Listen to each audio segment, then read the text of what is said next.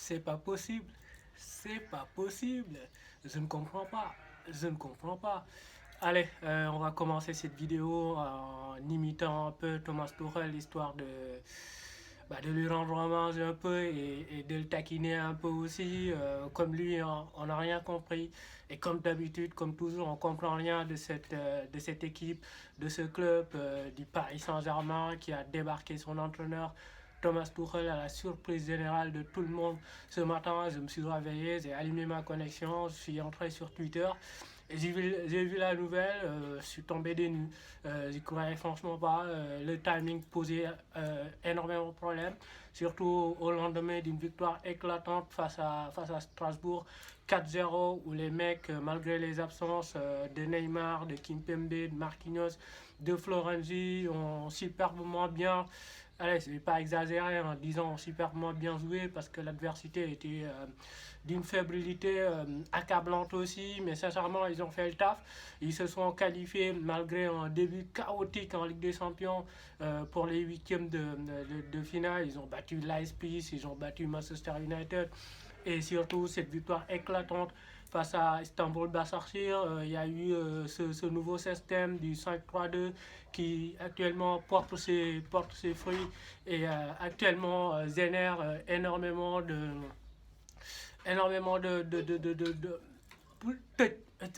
excusez-moi, c'est un peu les enfants qui dérangent.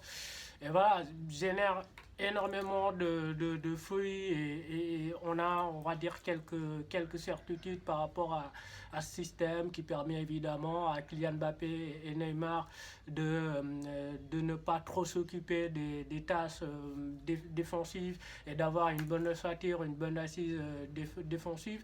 Alors on va un peu établir le bilan de Thomas Tuchel. Tout n'a pas été évidemment rose et on va évoquer les problèmes du PSG qui lui dépassent, qui va au-delà de Thomas Tuchel et évidemment évoquer son possible successeur Mauricio Pochettino. Le bilan comptablement il est, on va dire, il est un peu éloquent. Il sort d'une saison auréolée de 4 titres avec une finale de Ligue des Champions, l'année des 50 ans du PSG. Aucun coach n'avait atteint ce stade-là. 4 titres sur une saison, c'était une saison assez fructueuse, mais je crois que sur le passage de Thomas Tuchel, on va plutôt retenir la défaite face à Rennes en coupe, en finale de coupe. On va retenir cette défaite face à l'OM cette saison à domicile. On va retenir la défaite face à Manchester United à domicile aussi cette saison. Il y a eu énormément de tasses noires évidemment sur son casier et sur la feuille, sur la copie qu'il va rendre. Il y a eu les premiers 6 mois ont été parfaitement convaincants dans le jeu et puis il y a eu cette défaite évidemment en Ligue des Champions, ce match retour, tout le monde s'en souvient. Manchester United qui arrive au Parc des Princes et puis qui gagne ce match, qui se qualifie avec des minots, des joueurs qui n'avaient même pas 13 ans quoi. On se souvient tous ce jour-là, il y a la rentrée de Greenwood notamment. Non, mais il avait des problèmes, notamment sur le plan du management, sur le plan du coaching. Il y a eu énormément de frilosité sur le plan du jeu. Moi, j'étais absolument pas convaincu de son projet de jeu qui n'était pas toujours lisible. Il dépendait énormément de la forme de ses stars, de Kylian Mbappé et de Neymar. Il n'y avait aucune créativité au milieu, aucune consistance sur le plan défensif. En attaque, c'était plus de l'improvisation. On n'a pas vu des circuits de passe qui étaient répétitifs. On n'a pas vu quelque chose sincèrement de digestif sur le plan du jeu du côté du PSG. Il y a eu des inventions tactiques qu'il a vraiment sorti de nulle part. Aucune certitude par rapport au plan tactique vraiment qu'il voulait implanter au PSG. Souvenez-vous de ce match face à Dortmund la saison dernière. Le PSG a failli ne jamais aller en finale à cause de cette bêtise moi je vais le nommer ainsi parce qu'il est venu, il a surpris tout le monde et a sorti vraiment une compo et une tactique, mais qui ne pouvait jamais prospérer. Ça a été tout le temps comme ça. Le PSG avait énormément de difficultés dans les sorties de balles quand il se faisait presser. On avait toujours Neymar qui redescendait trop bas pour organiser le jeu. Donc il y a énormément de problèmes du côté du PSG, mais on va retenir quand même qu'il a énormément fait progresser Marquinhos. C'est lui qui l'a installé définitivement au milieu et ça a porté ses fruits en Ligue des Champions notamment, où il a pu propulser le PSG jusqu'en finale de la Ligue des Champions. Il y a eu des choix bizarres, il y a eu ces accrochages en public avec Leonardo, souvenez-vous en début de saison, où il a osé critiquer publiquement le mercato du PSG et il s'est plaint de son effectif. Ça n'avait pas plu à Leonardo qui est sorti publiquement et qui lui a répondu. C'est une guéguerre qui ne pouvait pas continuer du côté du PSG. Et un jour, il fallait bien quand des deux sautent. Et aujourd'hui, c'est évidemment Thomas Tuchel qui a sauté. Ça a été accéléré un peu par cette interview qui est sortie dans les médias allemands où Thomas Tuchel disait que parfois l'intérêt politique allait au-delà un peu de l'intérêt sportif et que parfois il avait l'impression qu'il était un peu ministère des Sports, qu'il était un peu politicien plus que coach et que l'aspect sportif ne primait pas dans ce club. Le problème, c'était pas simplement lui, c'est aussi structurel, c'est sur le plan gouvernemental aussi, sur le plan de la gestion, sur le plan du projet sportif, sur le plan du recrutement, sur le plan de la construction de l'effectif. Leonardo, moi je l'aime bien, il gueule, voilà, il est arrivé, il a suscité énormément d'espoir et tout, mais sincèrement, sur ce mercato, il a énormément merdé. Moi, je veux dire, le contexte économique, etc. Je veux bien, je l'entends bien, mais quand tu perds Thiago Silva, que tu perds Cavani, que tu perds Meunier, à un moment, faut s'activer sur le marché des transferts. Aujourd'hui, il a ramené Danilo Pereira. C'était pas forcément du goût de Tuchel qu'il faisait jouer en défense centrale.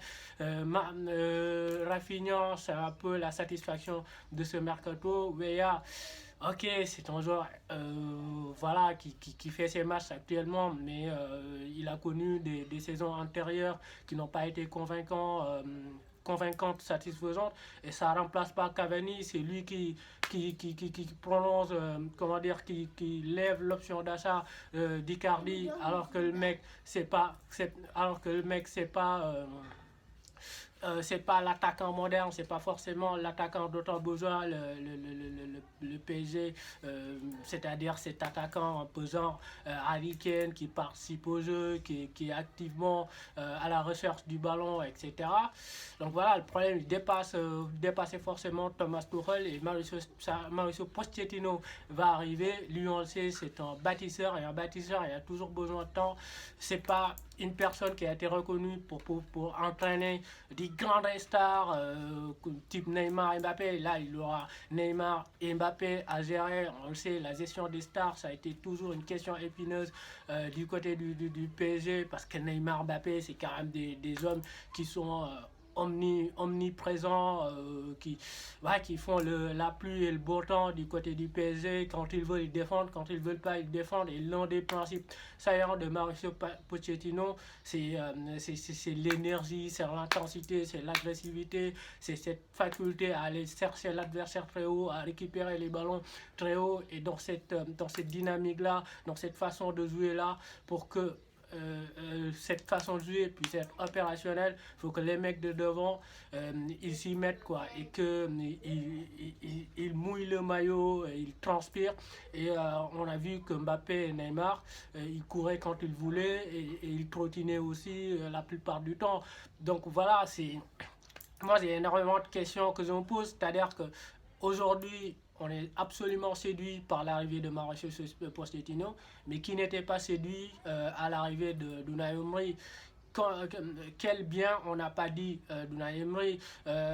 Quand Thomas Tuchel y arrive, qu'est-ce qu'on n'a pas dit sur lui? Principe de jeu, entraîneur novateur, jeunesse, etc. Calinothérapie, etc. Principe de jeu qui était enthousiasmant et qui était appétissant. On a tout dit, on a été élogié sur Thomas Tuchel. Mais quand il arrive, il y a les réalités du terrain. C'est un peu les politiciens qui te font des discours extraordinaires. Mais quand il arrive au pouvoir, au bout de 6 mois, ils retournent complètement leur veste et ils s'adaptent aux réalités qu'ils découvrent sur place. Ancelotti aussi, quand il arrive, management, Ancelotti, Laura, etc. Il aime ses joueurs, calinothérapie, etc. Et puis au bout d'un moment, ça a éclaté et toute cette histoire, toute cette magnifique relation s'est effritée, s'est brisée. Moi, j'ai bien peur que ce soit la même chose pour Mauricio Pochettino parce qu'il aura besoin du temps et il ne l'aura pas forcément du côté du PSG. Il y a les séances de la Ligue des Champions qui arrivent. Il a un effectif où il y a énormément de blessés. Ça aussi, ça a été longtemps le problème de Tuchel. Il y a eu énormément de blessés cette saison. Sur plusieurs matchs, il y a eu au moins 10 blessés, 12, 13 blessés. Thomas Tuchel n'a jamais pu compter sur son effectif en entier. Je crois que l'infirmerie, c'était une infirmerie 5 étoiles du côté du PSG. Tout le monde a été blessé. Je ne vais pas citer de nom, mais tout le monde quasiment a été blessé. Ça aussi, ça va être un problème. La construction de l'effectif, ok, on a acheté Neymar Mbappé pour 400 millions d'euros. Mais derrière c'est trop fragile. Derrière, c'est trop mou. Et il n'y a pas eu vraiment un joueur qui a tiré son épingle du jeu. Il y a eu des arrivées qui n'ont pas porté leurs fruits, qui n'ont pas été rentabilisées. Gueye, Paredes, Herrera, Sarabia, etc. Les Kerrer, les Abdou Diallo, etc. Ils n'ont pas vraiment rentabilisé leur transfert et sincèrement, ça va être il a du pain sur la planche. Mauricio Pochettino qui avait fait de très bonnes choses, d'excellentes choses du côté de Tottenham où il avait passé, je crois, c'était 6 ans. Il avait fait éclore les Dele Alli, les Harry Kane et Eriksen a connu le summum vraiment de sa carrière sous la houlette de Mauricio Pochettino qui est allé jusqu'en finale de Ligue des Champions sans avoir dépensé un centime sur le mercato. Donc c'est un entraîneur qui a une forme de management où vraiment il y a cette calinothérapie, où il a vraiment cette relation amicale, cette relation très très proche avec beaucoup de proximité avec ses joueurs, où il y a ce sentiment où il fait un peu figure d'un parent, d'un père, absolument, où il demande énormément d'énergie, énormément d'intensité à l'entraînement aussi. Il a des principes de jeu qui sont stimulants et appétissants. Voilà, on en a parlé tout de suite. Aller chercher l'adversaire, le partir de derrière, les sorties de balles très propres, beaucoup de jeux entre les lignes, des joueurs qui se régalent, qui s'épanouissent, qui prennent du plaisir. Et sincèrement, on espère voir ça du côté du PSG. On se quitte sur cette note un peu positive. On avait voulu faire une vidéo sur le Barça, sur le 3-5-2. Mais voilà, on se plie à l'actualité. Si la vidéo vous a plu, merci de liker, de vous abonner et de continuer à nous suivre et d'en parler à vos proches. Merci.